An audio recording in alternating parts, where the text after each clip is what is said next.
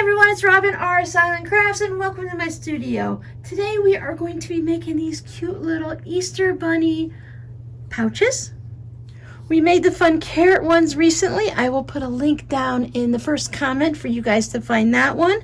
But if you don't want to make the drawstring bag with the carrots, these little bunnies, just enough room to put some little treats in it, to maybe put a gift card or a little bit of money in it. Is no drawstrings whatsoever, no zippers, no buttons, just little bunny ears that we tie to keep everything inside.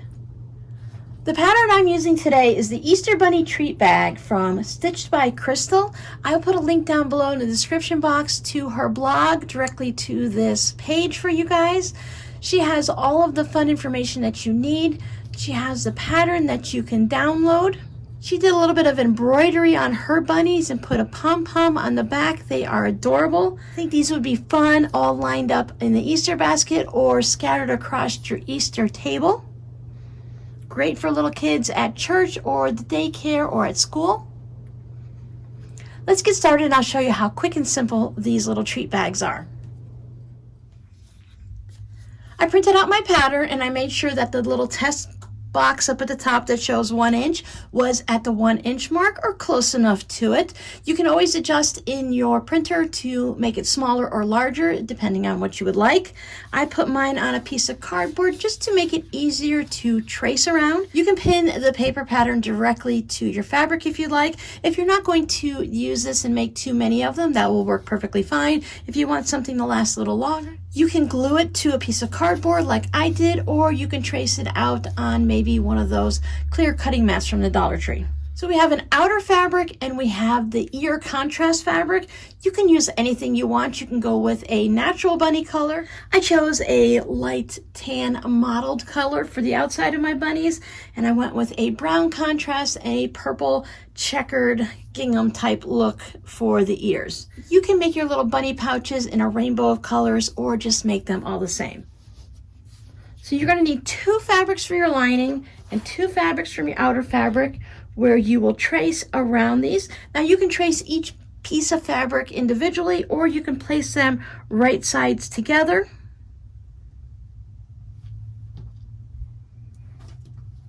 Put a couple pins in it just to keep it from shifting. So after you trace them out, you will just cut along the line.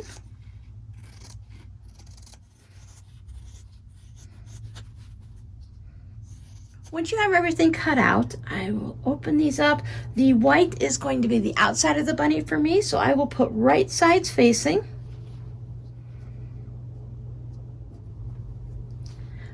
After you have all 4 pieces cut out, this would be the point where if you're going to put any decorations for the eyes, you can embroider them on, you can put beads or buttons, or you can go really simple and just use a Sharpie marker and make the little bunny face. Be able to use your pattern to transfer. We have the 2 eyes and we have the little nose, and then we have the spot for the little tail. There are fabric markers that you can use. You can use paint. If you find that your fabric is a little thin for doing the embroidery of the eyes, you can always put some interfacing on it. You can interface just the bottom bunny face part, or you can interface all the way up to the ears. I would use something of a lighter weight if you're going to go all the way up into the ears, because as we tie them, we don't want it to be too stiff. Now you can choose any type of pom-pom you want for the back of your bunny. You can purchase one, or you can just make one out of some thread or yarn. I don't think drawing on a bunny tail is going to be just the same as it would if you were putting a pom-pom on. I don't think that is going to quite work, but if that's the look you like, then you can go ahead and go for that. But it's nice to have a nice big fluffy bunny tail. Again, I just made mine plain so that you can see how that will look. So make sure that you put your bunny tail down and you put your face down so that it's right sides together with your lining. And we're going to take it over to the sewing machine And starting at the side here, you can backstitch a little with a 1/4 inch seam. You can use a 2.0 stitch length if you'd like, or you can go a little bit smaller. Stitch all the way around to the tip of the ears, back down, and we're going to stop at this side and backstitch. So we're only going to go from here to here, only stitching the ears, and we're going to do this on both of them. If you're planning on making a large number of these, you can do this stitching and chain piece it one right after the other. While everybody's laying flat, I like to give the ears a nice press. This is a good time to double check to make sure that you stayed away from the edge of the fabric and that your seam allowance isn't too small. You can see here that I went a little bit close to the edge. My white fabric just was cut a little bit differently, or I didn't line it up perfectly, but I am going to be okay with that. But if you did not catch enough of either of your fabrics, you can always go back through and just make your seam allowance a little larger in that section. Now, while looking at the blog post, this part might look a little complicated, but once you put your hands to it and you start actually doing it, it's not that difficult. We want to separate the front from the back, the outside from the lining. And with right sides together, I'm going to match up the bunny, put a couple clips in it or put some pins in it. And on the lining side, I will match up the lining. We're going to leave an opening on the lining just a little bit in the center there, just a couple inches wide when we go ahead and do our stitching.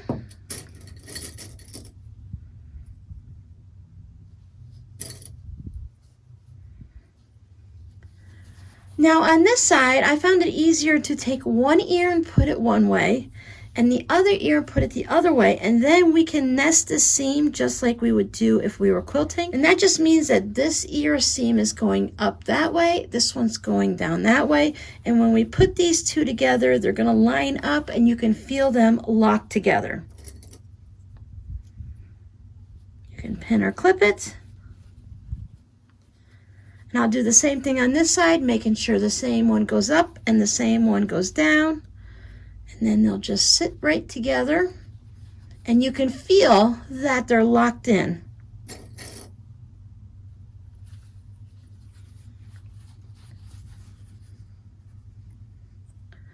Now, leaving our 2-inch opening, I will start right here and backstitch.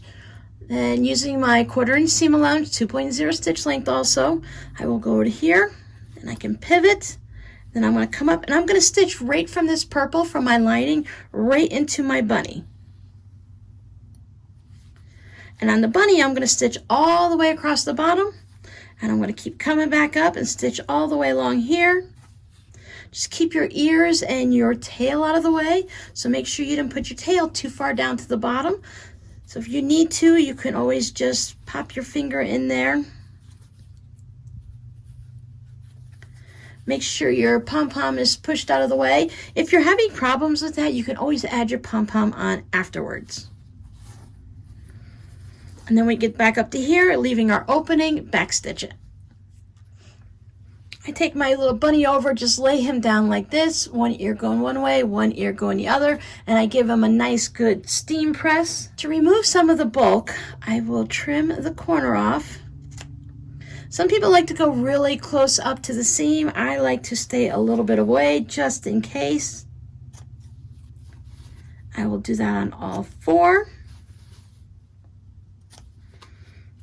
And then on the bunny ears, I'll do the same thing. I'll get rid of that point because that's just going to stop your bunny ear from being able to come much to a point. It'll make it really flat across the top.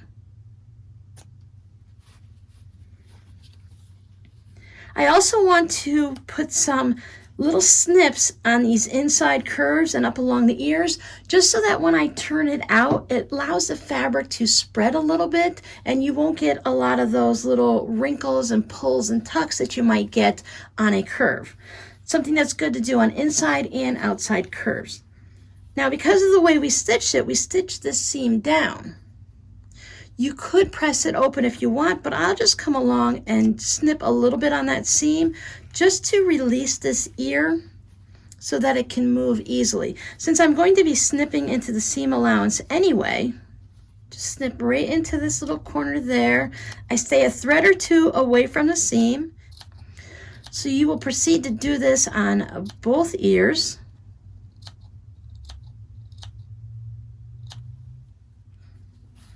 Once everyone's snipped, now we're going to start turning it right side out. On the first one, I turned it right side out just from the lining, and I pulled all the way from this side and pulled it all the way through. And on the second one, I found it easier if I turned the ears right side out first. It made it easier to turn the ears. So I'll just pop that through. I have a crochet hook. This is a large size K, so it is rounded at the tip. You want something that's not going to poke through your fabric. You can have a point turner. I have a flamingo one that I like to use. Just bring out the points of your ears. You just don't want to push so hard that you're going to pop through and create a hole. And if you do, once again, you just take it back to your sewing machine and restitch it. Go back through here. We have one ear sticking out already, so we just need to work around that. You can use some hemostats to pull this through if you need to. Just put them up into the tip of the ear, grab a hold of them. If you have long tweezers.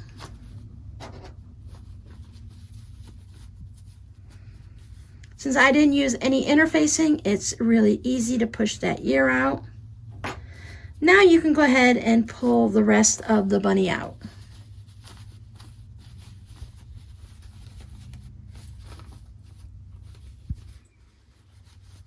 I'm going to hold on to the lining and pull the bunny head out. Bring out your corners.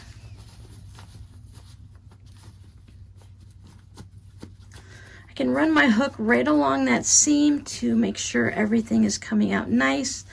Double check my ears. I have my crochet hook right along here, and when I grab this and I can pull the ear down, it's going to make sure that nothing along here is folded and tucked in anywhere. Sometimes, see how this one right here isn't opened up all the way? The seam is way down there. So when I put my hook through, or your turning tool, show you with the turning tool, you can just hold on to your tool and bring the fabric of the ear down and it'll pop that out. Sometimes you can just put your finger in there, but these ears are a little small. I'm going to bring the corners of my lining out just so that it makes it easier for me to tuck this little bit in. And we're going to top stitch right along here. You could take it over and give it a good press. You could put some pins in it, a little dab of school glue along there, and then press it with your iron, and that will hold it in place so that it's easy for you to top stitch.